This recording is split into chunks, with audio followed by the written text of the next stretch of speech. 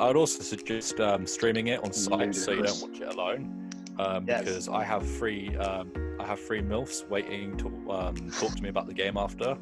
So I don't know, they weren't interested in talking about football, man. I don't know why. What's up, guys? Welcome to Bull Boys, episode 4 this week. We are back on regular scheduling where we're talking about Premier League fixtures. Potentially going to be recording our episode 5 prematurely with doing a roundup of Champions League. So today we're just going to go over all the Premier League fixtures as quickly as we can because Alex is being like a little scrub and want to go watch some games. So I call it doing my research. I call it supporting the wrong team. First game of the game week, Man United 4, Newcastle 1. Bruno Fernandes! Boy, Newcastle's bad. Yeah, we got a bit bored. I don't know, it was very negative. It was negative, but it did help that, I mean, to be fair, you're going to score 3 past a man who literally only had one leg by the end of the game, because I think Cardona did something to his leg. I think Juan Mata deserves appreciation. He plays near intelligent players as well. He really thrives on that. He might not have the speed and the technical ability he used to have when he was at Chelsea, or even when he first joined United, but he has very intelligent players next to him, such as Bruno Fernandes and Donny van de Beek. And obviously when that change happened, you really saw the interchange and interplay really start to flow with United, and the counter-attacking and the changer from obviously attack to defence was absolutely brilliant. Rashford got 2 assists and a goal, so I think he shut the hate up for a week. And obviously Maguire, with everything going on, it's nice to see him get a goal. Luke Shaw, again, bit of a problem. I don't think scoring an own goal, while it was unfortunate and it could have been saved by David Hay, I don't think scoring an own goal when you've got a proper serious left-back now as your competition is any way intelligent or helps your case. Definitely not. But in all seriousness, I did feel bad for Newcastle because I just didn't think they played well at all. They did sit back once they got that first goal, which wasn't even scored by them. And at the end of it, that's that kind of football. You get the results you get by the way you play. If you want to play negative, you end up going to get negative results half the time. So it's on them. I just think United did all right. Yeah, all credit to Man United. I think this game was always going to be a game that's just going to boost your goal difference for the season because I don't think Newcastle are in the position to be beating Man United at all. I think if the takeover went through at the beginning of the season, maybe they would have stood a chance. But even then, with like financial fair play being involved and everything, Newcastle still couldn't spend that amount of money. Newcastle, I still believe they're going to stay up. I don't think they're the worst of the worst. I think they're definitely at least 4th worst team in the league. So I think they're going to stay up. Can I ask why Joe Linton was played as a wide midfielder? Because Steve Bruce doesn't know what he's doing and is clearly smoking crack. Hey, Steve Bruce plays spin that Clearly with your player position. He's a championship manager. I think that's why Newcastle fans were very surprised when he originally took over. But this game did a lot for Marcus Rashford's confidence. Goal and 2 assists. He's been out of the goal tally for a while, hasn't he? So he's very injury prone nowadays. This is a weird one because we've got Telles and Shaw starting against PSG as well as Aaron Wan-Bissaka. So I feel like we're going to play 3 at the back against PSG. I expect that to be suicide. What's the next game? Manchester City 1, Arsenal 0. Oh, did anybody find that boring? Yeah, it was boring. Oh, it was just boring, man. Mikel Arteta, right? If you gave him if you shaved his head and gave him a hat, he'll be Tony Pulis. I have to say, yeah, this is as much as it's like, I think if you're Arsenal and you lose 1-0 to Manchester City, arguably one of the greatest teams that's ever been in the English Premier League, and you only lose 1-0, it's okay. Like, you could live with that. But when you look at the performance, if you take the score out of the equation and you just look at how Arsenal performed, if you had to guess the score, you'd guess that Man City won 6-0 because Arsenal were ridiculously poor. It was just boring. It was boring. It's that football that Arsenal fans love to criticise, because at least when they were having the bad results, they're still playing decent football with Arsene Wenger. I don't know why they got it in their heads that they think Arteta's the second coming of Pep. I will say one thing. I thought 2 things, actually. One, that Phil Foden was unlucky not to score the goal that Sterling ended up finishing. Yeah. 2, Anderson did end up saving Man City quite a lot with that Saka chance. I thought Saka was unlucky again not to finish that. And that could have tied the results differently. I did think Aubameyang, since he signed his contract, has been a bit hit and miss. He hasn't hit more than he's missed, is what I'm trying to say. I feel like since he signed his contract, he's been a bit naff. I think this might be a long shot, but I think this could be another Mesut Ozil situation, because when before Ozil signed his new contract, he was brilliant. He played so well, and then his new contract, he started earning so much money that it was very much like, I don't have to perform too much because I know that I've got the rest of my career sorted in this club. I'm not playing for. I'm not like putting a show on for potential suitors because I can stay at this club like for the rest he didn't care, and it was clear. Which is what Ozil did. Yeah, he didn't care. He was very much like, I don't need to perform. I don't like Arsenal. They don't like me, but I know no one can afford me. So I'm just going to sit down, get paid, and that's it. The things he did for the what was it called, Gunnosaurus though? I thought that was pretty cool. Offering to sacrifice his wage to keep him on, that was pretty cool. Yeah. Credit. And he left in the end, didn't he? So. Yeah, they still got rid of him. Yeah. They still got rid of him, which I thought was unfair, but probably a slap in the face to Ozil. What a club. Yeah, I mean, I don't know. You just wouldn't. It's just not normal for anyone to do it, really. No. You need to do that to your mascot. Terrible owners. I think Guardiola's struggling with fitness, and it's clear with De Bruyne being injured, he doesn't have that creativity that he normally would have. I mean, he does have the players such as Bernardo Silva and so on, to Mahrez and such to sort of thrive on. But Aguero being substituted was pretty telling as well. There used to be a time in Man City where if Aguero was untouchable no matter how bad he played. And I think age is finally catching up to him because he's not exactly hitting the strides he used to hit. The issue with Manchester City at the moment is, if you're a good manager and teams in the league with you figure out the way that you play and they can oppose it in a very good way, it takes a good manager to take a step back and rethink the tactics rather than blindly keeping the same tactics as you go on. Yeah. I think what Pep has done throughout most of his career, I think the reason why he has is because when he was in the Spanish league and when he was in the German league, there wasn't many teams that could rival them in terms of quality. But coming to the Premier League and a team like Manchester City, where they are far superior, or at least were until Liverpool came into the picture as well.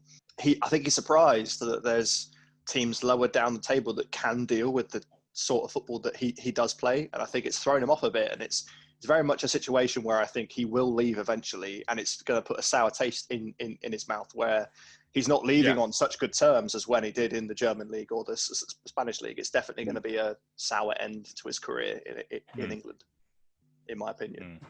But yeah, I think this game just epitomised that Man City's attack just kind of feels like a blunt sword at the moment. Yeah. I think Sterling's one of their thriving forces at the moment. It seems to really be trying to do a lot of the work himself, and Foden seems to be stepping up as well. Yeah. What I like about Foden is he keeps things simple. I said this, I think, in the first episode. But I don't know if it was City was good or Arsenal were just poor. I think it was just a mixture of City being average and Arsenal being poor, which just turned out to be a very disappointing match. Anyway, next game, which was definitely far from disappointing, was Chelsea 3, Southampton 3.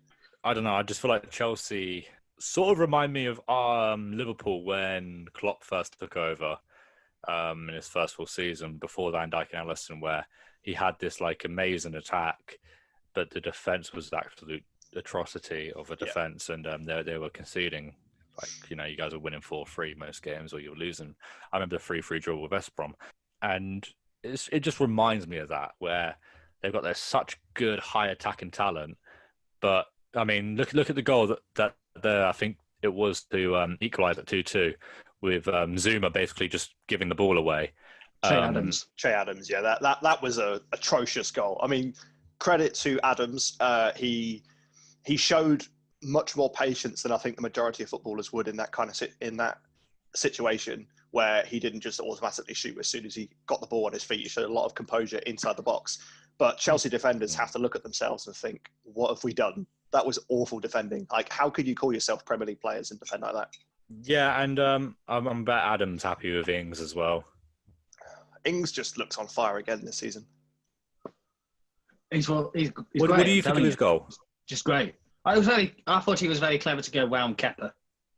Because also, if you just shoot from there, Kepa can save it, but taking it past him, it makes it almost impossible for him to save. It's just clever play from him. Yeah, I think this is just another example as to why Chelsea need to start Mendy. Yeah, Because, I feel like Frank Lampard's handing Kepa the rope, though, isn't he? Sort of, before dropping him, he's saying, "Here's your last chance. Show me what you pretty got." much, yeah. But like one of the issues that Kepa had was, especially in Che Adams' goal, he was going for a ball that he was never ever going to get, and there was no communication between the goalkeeper and defender. Whereas, rather than one player missing it, but then the keeper's in the position, or the keeper misses it and defenders in the position, they both go for it, tangle in each other, and then they're both screwed. It didn't make much sense. Werner played very, very, very well. He finally showed the Premier League what he can do. And Havertz scoring a pretty easy goal. He still hasn't showed himself yet. I don't think, Kai Havertz. I mean, if we're going to be honest, Havertz, he was at fault for the Danny Ings goal. Mm-hmm. He got closed down too quickly and gave the ball away. Yeah. Wanted too much time in the ball. I think you don't get that time first goal. Yeah, well, no, Adam's right. You don't get that time in the Premier League. And I think with Werner's first goal, it kind of showed what happens if you much time in the Premier League, because I'm going to be honest, it was a bit atrocious. The defending from Southampton was a bit of a joke. He skipped past 3 of them, but it wasn't like it was skill. It was just like fakies, like he was faking shooting. And Southampton, all 3 of them, their brain just went, yeah. And I was like, come on, guys. Don't get me wrong, the finish was nice. It was a nice little slot in. But again, if we're going to criticise Chelsea's defending, then Southampton should be put on that same pedestal, because it was just as embarrassing. I do have to say, for Southampton to get a 3-3 draw at Stamford Bridge for a team that finished 9th last season, that's a very good performance, very, very good result. Like you say, they could be better defensively, and if they were better defensively on the day, they might have actually snatched a win. But I think Ralph Hasenhüttl and his team will take a draw at Stamford Bridge. That was a pretty difficult team to play against, especially with how much I don't know how many people are gazing at what Chelsea are doing this season. How many people genuinely think that because of the injury to Van Dijk, which we'll get onto in the next game, and because of the issues that Manchester City are facing and the defensive issues that Man United potentially have, it's just Chelsea. I think that they're licking their lips at the prospect that everyone else in the league seems to be not at their best. That it could, if they can get their defence right, they could potentially leapfrog all of them and go for the title. I don't personally think it will happen, but we don't know. Nah, man, the Showtime Reds, the mighty Reds will win the title. Anyway, next game, Merseyside Derby. Almighty Cloud. Honestly, I am absolutely. I can't. It's so difficult to censor my language when speaking about this bloody game. Honestly. We got ruled offside twice in one game for the armpit. Even Mane's arm wasn't even offside. What did they judge off? His bloody elbow. Now, I actually looked up what the new handball was. Because if it's from here, if this bit is offside, because that is now not a handball, that therefore will become offside. And that is what they are, in theory, saw. Dude, I mean, the rule is completely stupid. Yeah. The rule is dumb. It's not actually VAR's fault. Last season, in the entirety of the Premier League, for the entire season, there were 2 goals in the entire campaign scored by the armpit, both of which were deflections, one of which was an own goal. If you can actually think that the armpit is a genuine goal-scoring opportunity, you're thick. Honestly, you're so stupid. The rule is just dumb as it is. But what I'm really, really, really, really annoyed about is the Van Dijk injury with what Pickford did. I read something this morning. This is how infuriated I am, and how much I think that this game, I know it's never ever going to happen, but this game 100% should be replayed, because Jordan Pickford, we know when he did the tackle and the VAR referee looked at it and he deemed it offside, therefore he didn't give Pickford the red. It came out in an article this morning. He did an interview after the Merseyside Derby, and apparently he didn't know that because Van Dijk was ruled offside that he could give Pickford a red. He had no idea. if you're going to be doing VAR, surely you should know the rules. If you're a qualified referee, you should know the rules. You should know the bloody rules before you start anything. I'm just infuriated. If I saw that guy, I'd slap him in the face. I want you really badly to post screenshots of the chat during when it happened because it's comedy gold. I'll probably put them up somewhere on the chat in a minute. But secondly, in all seriousness, as someone who's as unbiased as I can be, the injury was pretty.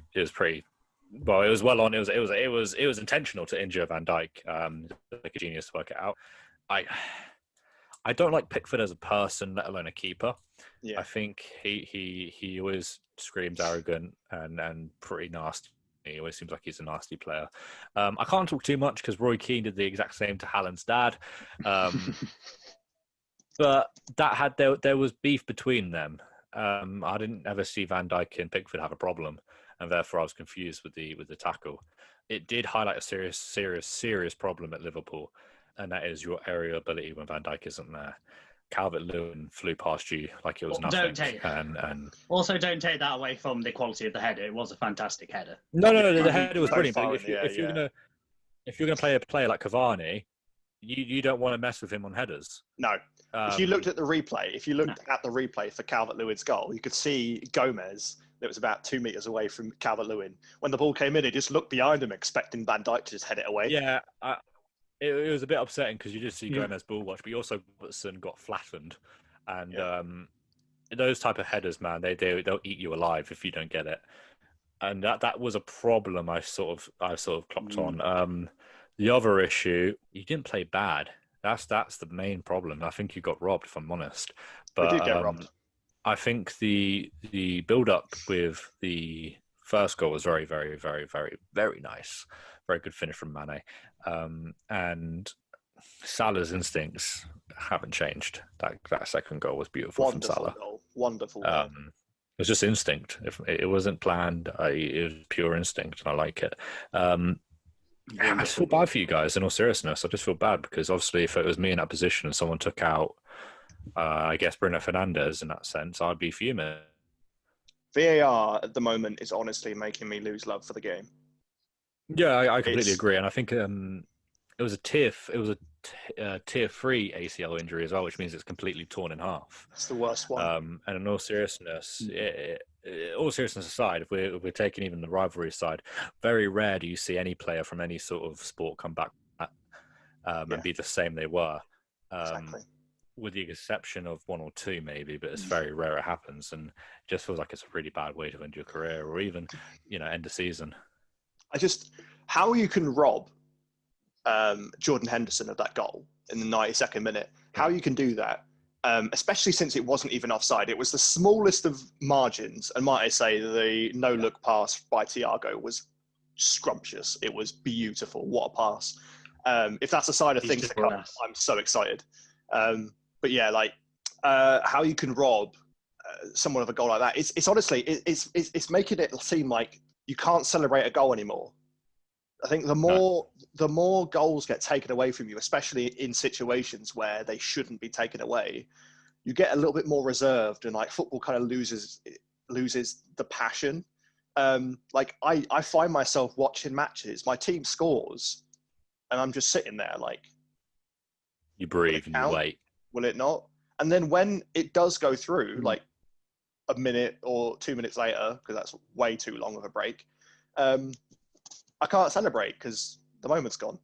I tell you what, from a tactical point as well, it is the worst feeling going because you give the team enough time to recuperate. Whether that goal's gone in or not, if it's not gone in, they're prepared for you to try again. If it's gone in, they're ready to strike at you again. It used to be a thing of football where if a goal went in, you're back at it. You're back in the halfway line, get ready to kick off, and you're stunned. We used to see teams get overran really easily. Yeah. Now there's a few minutes waiting. You can hear the manager shouting, back in your formation, get back to tactics, blah, blah, blah, blah. And those 2 minutes play a really vital role when it comes to football now, and it is insane. I just hate it because the offside rule was originally brought in, so it takes the advantage away from the striker. So they can't use the amount of space that they have between themselves and the defender as an advantage. So let's say, I don't know, if Mane was 5 yards out, 5 yards offside, fair enough, offside, call it off. But I don't understand how being 0.1 millimeters offside is giving the attacker any sort of advantage in the slightest. I just don't understand. It doesn't make any sense to me that, like, the offside rule, I think most rules in football, to be fair, has just been extended to the most farcical of points. Like, how can you genuinely think that being an arm hair offside is giving you any sort of advantage? It's not. It really isn't. I just don't understand. I don't understand in the slightest. VAR, I actually love football more when I was pissed off about an offside which wasn't given, even though it was completely offside. I love that football more than having football where every single decision is 9 times out of 10 correct. I preferred the old style football. It's not because I don't like VAR. I would love to be in a world where VAR was 100% right, which it should be. But we're never going to get that, because regardless of what we do to improve the game, there's still human error involved. And especially if you employ someone who doesn't even know the rules of football, honestly. Speaking of Adam, what would your sort like analysis Mane goal? Do you think it's a goal, or do you think it was wrongfully disallowed? Or it's a goal. It is a goal. I mean, my main taking away from that, because everyone's taking point is the offside, is how bad Pickford's save was. It was an awful attempt at a save, because it's not even a fantastic shot from Henderson. No. He just put it low where he knows Pickford isn't great at. But, like, if Pickford was sent off, we would have flown that game, because Pickford made at least 3 or 4 very, very good saves. If he wasn't in net, they had, Robin Olsen on the bench. He definitely wouldn't have made those saves. I mean, Joel Matip would have easily scored that header. I just don't understand. Even if the referee in VAR had no idea that Pickford could be sent off, surely Michael Oliver on the field would know that he can. Surely he'd then go check his monitor. Van Dijk's injured on his knee. You don't just get a knee injury if someone's hit your foot, do you? Honestly, it's just ridiculous. I don't understand refereeing in England. I'm not trying to blame Michael Oliver, because it's not his fault. I just think VAR is such a twisted system where the people who are in Stockley Park are 100% right all the time. Like, if whatever they say goes, it shouldn't be like that. They're supposed to be advising the referee, not the other way around. Yeah. Well, we're using it wrong. We're straight up using it wrong. Yeah, 100%. Next game, because I could speak about this game for 10 years. Sheffield United 1, Fulham 1. Now, this was another match. one. I think the bottom 4 of the league all played each other this week, and they all drew. I have no idea what Mitrovic was thinking with that pen in it. Like, it was just embarrassing seeing him push it over, and obviously it goes flying. It was just a bit of a joke of a pen. And then obviously Sheffield came back and scored a pen and showed him how to do it properly. Billy Sharp, yeah. I still think Ramsdale's a really bad keeper. Yeah, I do. I think he's an atrocity. I think it's such a downgrade. And he's a very, very bad keeper, in my opinion. It is. I think it's going to cost them. Yeah. It did show It did show a slight improvement in Fulham, bearing in mind this is their first point of the season. Yes, fair enough. Sheffield United and Fulham have been the worst teams in the league this season, but Ademola Lookman looked pretty good in this particular match. I think he's happy to be back in English football once more, and I think playing in a team like Fulham, where he's going to be the main man alongside Mitrovic, it could help his confidence a lot. And what a strike it was as well. What a strike it was. It was absolutely. Yeah. Oh, a nice finish. Not much else we can speak about that one. Next game, Crystal Palace, Brighton, 1-1. For a derby, it was a bit... The most confusing derby. Yeah. I feel like Sahar was going down every minute. He always goes down every minute, regardless of the game. Nice pen, though, can't lie. Sahar's getting better at finishing penalties. Yeah, he is. He hits them quite hard and true. Well, he's well and truly taken the penalty duties off Ayew. Yeah, but he deserves them after Ayew's attempt at United. I don't know what Lewis Dunk was thinking with that red card. Oh, no. I mean, the captain of Brighton should be leading by example. I don't think it was intentionally trying to hurt someone. I think. Oh, no. I think Dunk's got. No, it weren't intentional. But it was a bad tackle. Yeah. It's just poor. It was just poor. Can't dive in with 2 feet. Stud showing. No, not at all. Poor. poor from all around. It just ruins the game as well because it was such a nice, not a nice end result because obviously a draw is never what you really want, but it almost felt fair. I mean, obviously for Lewis Dunk, what I suggest as their best player to be out for the next 3 games is just a bit of a waste. Yeah, especially in the 93rd minute. It doesn't make any sense. Mm. Next game, Absolutely. Leicester 0, Aston Villa 1. Wait, Aston Villa are going to win the league, lads. They're looking brilliant. I They're mean, gonna win the league. They're Emiliano- gonna win the league. Emiliano banger. Martinez has more clean sheets than every top 6 keeper combined. He's banging it out, man. He's doing sick. Like, I don't know what's going on. I mean, to be fair, Arsenal made such a mistake selling him. there was one attempt with, I think it was Barnes, Harvey Barnes, that he done. It was just atrocious, man. He got the ball to his left foot and just smacked it like horribly out over the bar.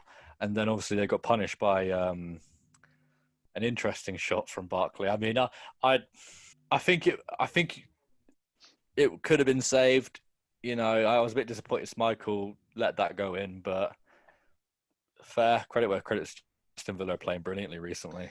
See, I have a player that I think Aston Villa have evolved, and I think he's also evolved the team.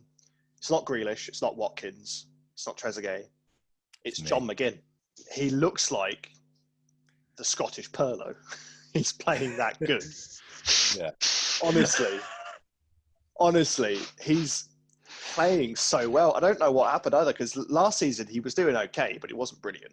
This season he's really come into his own, especially with the rest of the team around him performing at the level that they are. It's kind of giving him the lease of life to venture forward, because he knows that the defenders have got it sorted now. I mean, Aston Villa are looking brilliant. They're looking like what Liverpool looked like defensively at the beginning of last season.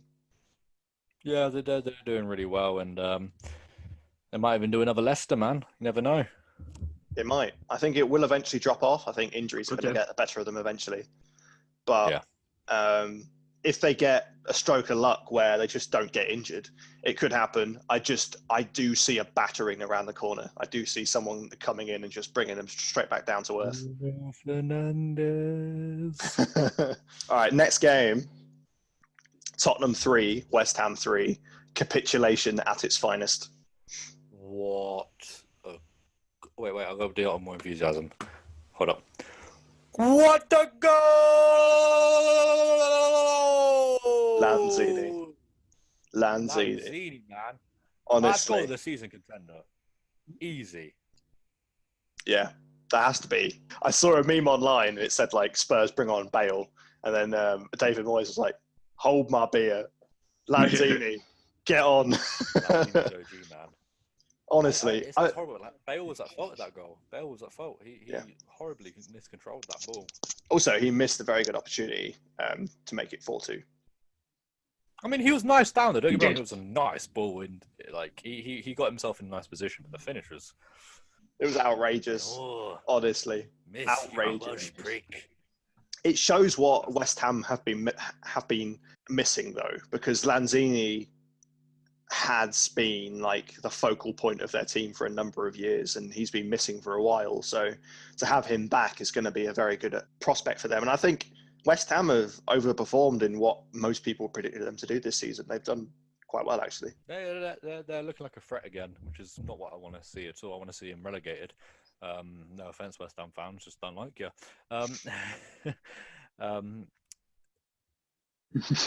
They're playing well, and you know, I feel like Spurs and Chelsea seem to have some sort of weird connection with each other, where they both like to not defend.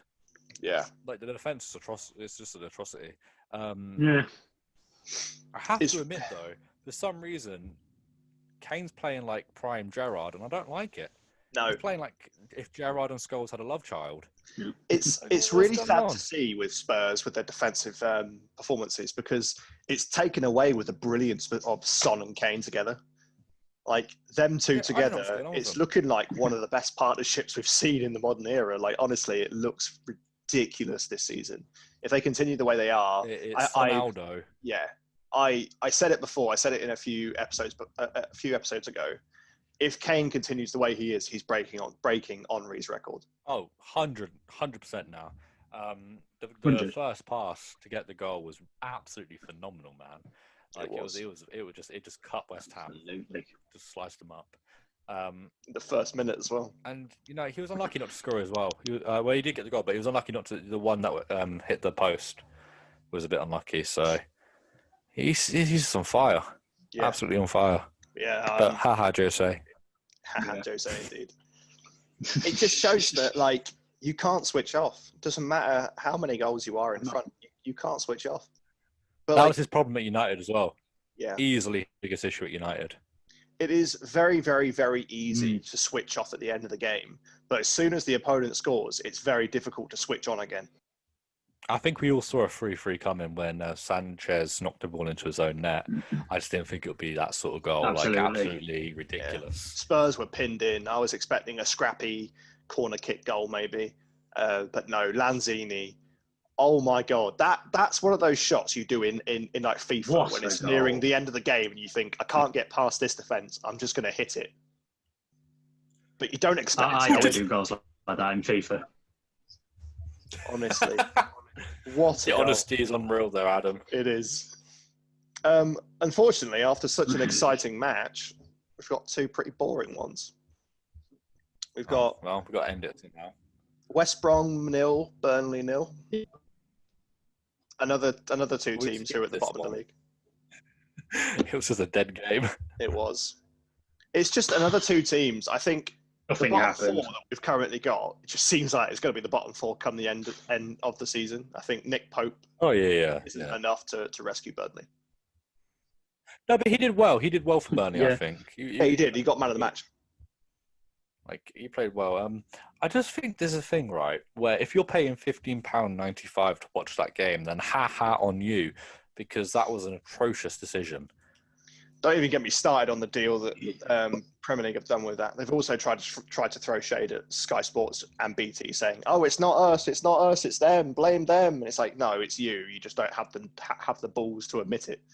But if you're one of those mugs who pay $14.95 per game, get a life, please. Honestly, don't do it. I'm not trying to offend anyone.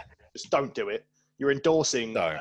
You're endorsing billionaires. And you're paying it to watch a 0-0 game between West Brom and Burnley. Like, if you live in Canada, you can pay $7.99 a month and you get all sports streaming, every single game. UFC, football, rugby, cricket, honestly, everything for $7.99 a month. And we have to pay 15 quid per match.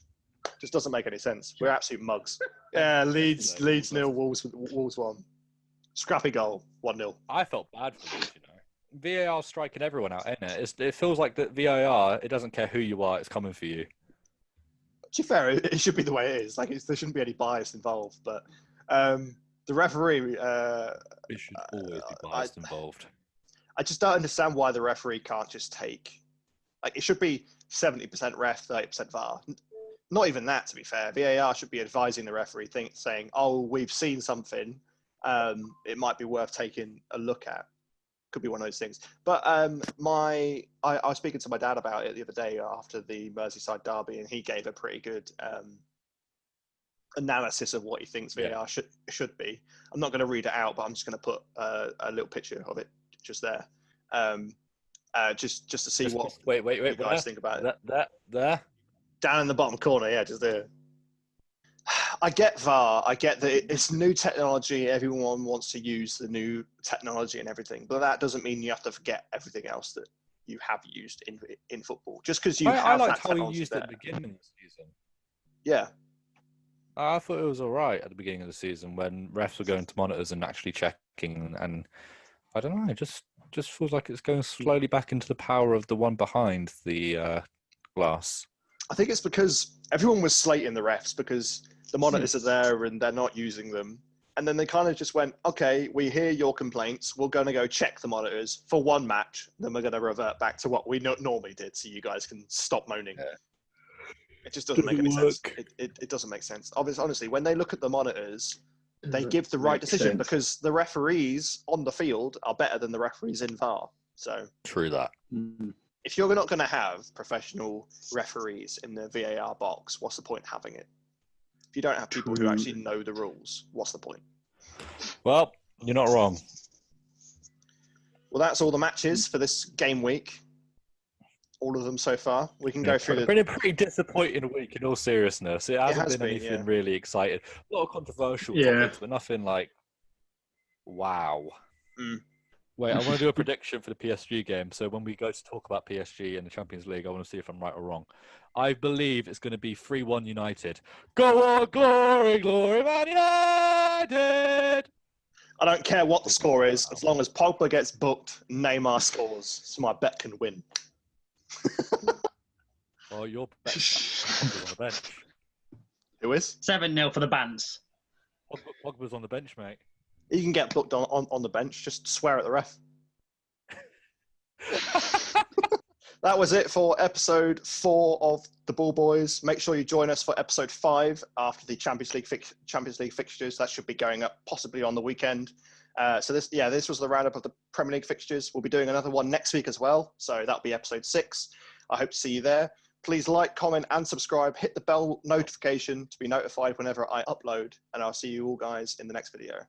See ya, boys!